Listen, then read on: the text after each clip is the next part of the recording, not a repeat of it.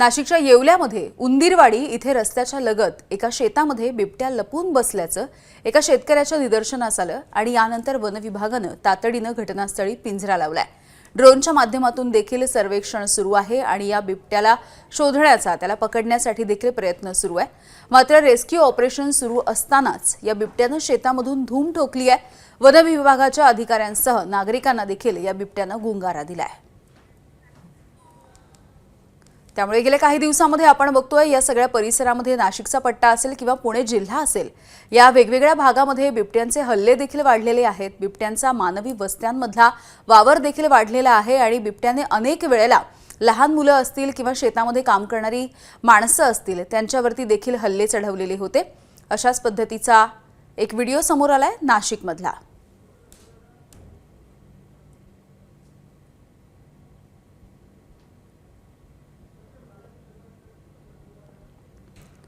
तर या बिबट्याला पकडण्यासाठी खरं तर पिंजरा लावण्यात आला होता, मात्र या बिबट्यानं गुंगारा दिलेला आहे।